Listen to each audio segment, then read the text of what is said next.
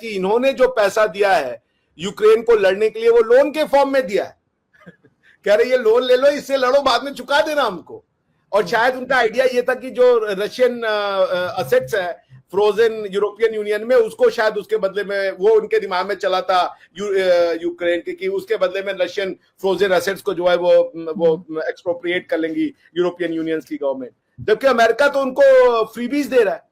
तो वो कह रहा था भाई कि ट्रम्प साहब ने कहा आप हमारी लड़ाई लड़ रहे हो, बंदूक हमारे, पैसा हमारा, आपके सिर्फ लोग हैं। और अगर आपने सुना होगा जेडी वान साहब ने क्या कहा, जेडी वान साहब ने कहा कि आपके पास लड़ने के लिए सोल्जर नहीं है, you are doing conscript. Conscription का मतलब समझती है, कंपल्सरी मिलिट्री सर्विस। वो बच्चों से कई बार 16 साल के बच्चे जितने ऊपर होते हैं उनको मिलिट्री में झोंक देते हैं। उन्होंने कहा तुम्हारे पास आदमी नहीं है यार, किस बात की घमंड कर रहे हो तुम। तो वो जो एटीट्यूड था, वो एटीट्यूड मोदी जी के समय भी, जब मोदी जी गए थे, I also felt it. He was exceptionally rude, he was like I am the only right person, सारी दुनिया साली गलत है और हम ही सब सही है। तो ये जो किया बिहेवियर उन्होंने राष्ट्रपति ट्रंप के साथ, वो बहुत ही गलत था। वो किसी भी आपको अगर नहीं एग्रीमेंट था, आप आए क्यों साइन करने। उन्होंने बोला कि हमने तो आपको पहले ही बता दिया था कि ये साइनिंग होगा, आप आकर के पब्लिक के सामने स्पेक्टेकल क्रिएट कर रहे हो, क्यों भाई।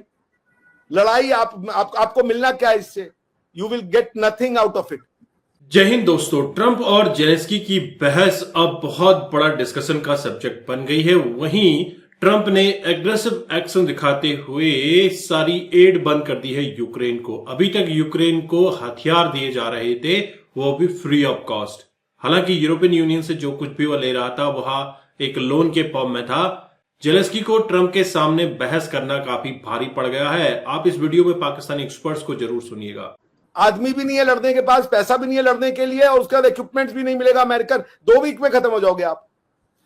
सो पॉइंट ये है कि ही वॉज एक्सेप्शनली रूड, और अमेरिकन के लिए इसमें कोई बहुत ज्यादा वो नहीं है। अगर मान लीजिए वो छोड़ दें, रशिया और चाइना जाकर के और क्लोज हो जाए, American will have very hard time together. तो इसलिए ये समझना चाहिए इनको क्या नाम है, जेलेंस्की साहब को, कि इतना हार्ड स्टांस कि हम 100% हम ही जीत के ले जाएंगे और कुछ नहीं मिलेगा और रशिया सिर्फ गलत है, ऐसे नहीं होगा। आपको नेगोशिएट करना है तो आपको कॉम्प्रोमाइज करना पड़ेगा। हाँ, कॉम्प्रोमाइज जस्ट हो सकता है कि थोड़ा वो करे, थोड़ा हम करें। थोड़ा कॉम्प्रोमाइज दुनिया में हर कोई करता है, और कोई उनको जमीन से नहीं लगा रहा, कोई उनको जमीन से नहीं लगा रहा। वो जो डिमांड कर रहे हैं कि हम सीज फायर नहीं करेंगे, कहा जा रहा है पहले सीज फायर कर दो। First ground is cease fire, फिर उसके बाद इन्वेस्टमेंट होगा, उसके बाद पीस ट्रीटी होगा, उसके बाद देखा जाएगा अगर लैंड का स्वैप हो सकता है या नहीं होगा, जो भी होगा। But at least take the first step. वो फर्स्ट स्टेप के लिए क्या नहीं, was not ready for the ceasefire. कह रहे रशिया ने 25 बार सीज फायर तोड़ा है, तो हम क्यों करते ceasefire. So he was rude and he must apologise to दी। उन्होंने मना कर दिया। उनसे पूछा टीवी पे कि वुड यू अपोलोजाइज, उन्होंने कहा नहीं।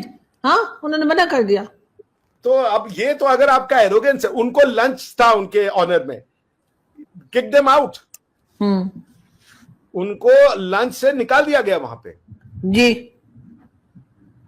लेकिन सर वो रवैया भी तो ठीक नहीं था ना, कि अमेरिकन प्रेसिडेंट जो है उनके घर पे कोई आया है, व्हाइट हाउस में कोई आया है, आप बेशक आप लड़े, पहले तो आप सास बहू जैसा लड़ रहे जैसे लोग लिख रहे हैं, उसके बाद आप किसी को इस तरह से निकाल देंगे व्हाइट हाउस से।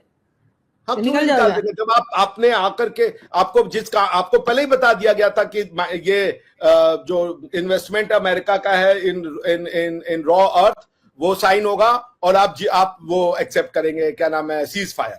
That was the idea.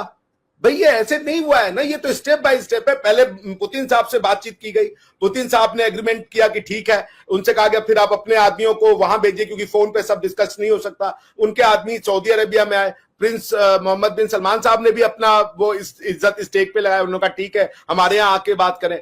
Putin साहब मिले, पुतिन साहब के काउंटर पार्ट लेवरोव जी और इनके काउंटर पार्ट मार्को रूबियो जी की मुलाकात हुई। सेकंड हाईएस्ट लेवल हो गया ना, इनसे ऊपर तो सिर्फ राष्ट्रपति बचे थे। अब तो जब सेकंड हाईएस्ट लेवल पे मीटिंग हो गई है, वहां पे ग्राउंड वर्क तैयार कर दिया गया है, आपको बता दिया गया। उन्होंने बोला भी कि इस चीज के लिए तो आपको आने की जरूरत नहीं थी, हम तो कह रहे थे वहीं जाके साइन कर लीजिए आप, हम आ जाएंगे वहां पे, क्या नाम है, यूक्रेन में या यूरोप में कहीं पे आके साइन हो जाएगी। अगर आप ओवल ऑफिस में आए हैं, राष्ट्रपति ऑफिस में आए हैं एज ए स्टेट गेस्ट, उसके बाद आप ये कह रहे हो। वो कह रहे, उन्होंने कहा जेडी वांस को कि डोंट, इफ यू शाउट और if you talk in loud voice और समथिंग लाइक, तो ट्रंप ने कहा भाई वो तेज आवाज में बात नहीं कर, तुम्हें कुछ समझ ही नहीं आ रहा है यार।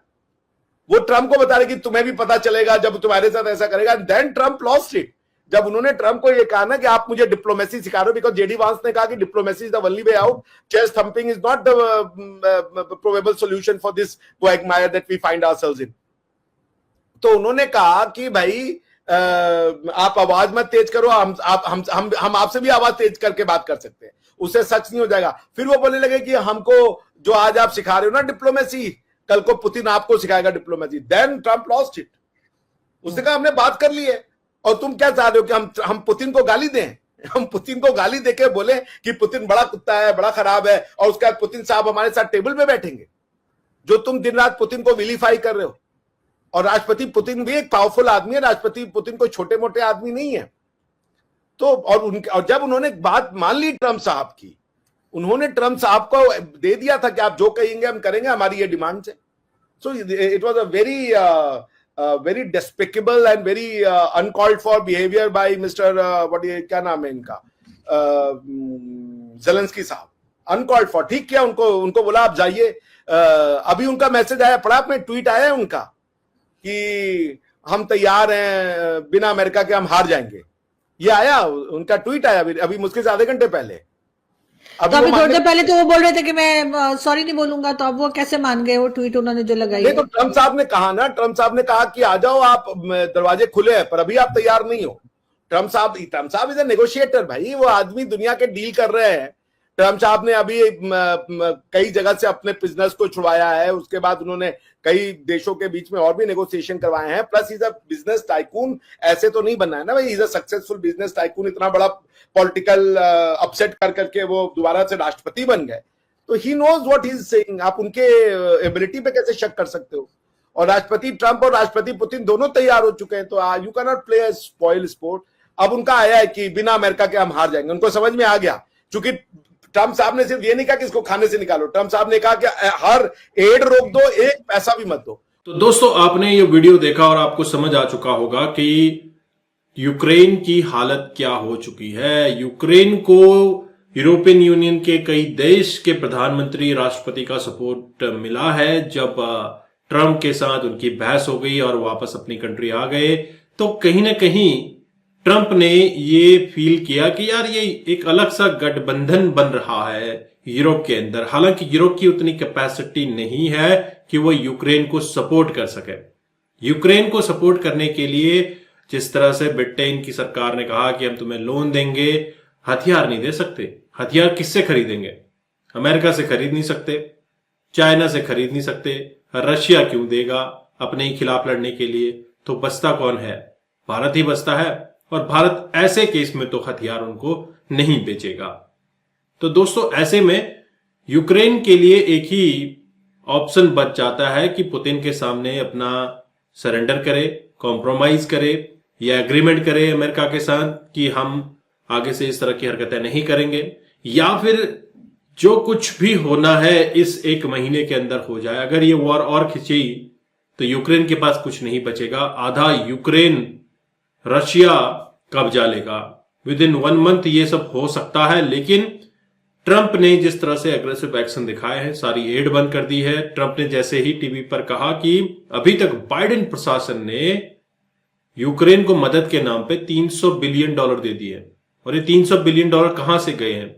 यूएस टैक्स पेयर की जेब से ही गए हैं। तो ऐसे में ट्रंप ने जो एक्शन लेना है वो लेगा ही, और जेलेंस्की को ये भुगतना पड़ेगा। आपके क्या विचार हैं? आप क्या समझते हैं? जरूर कमेंट कीजिए। चैनल पर अगर आप नए हैं, चैनल को भी सब्सक्राइब करें। हम आपको मिलते हैं अगले वीडियो में, तब तक अपना ध्यान रखिए।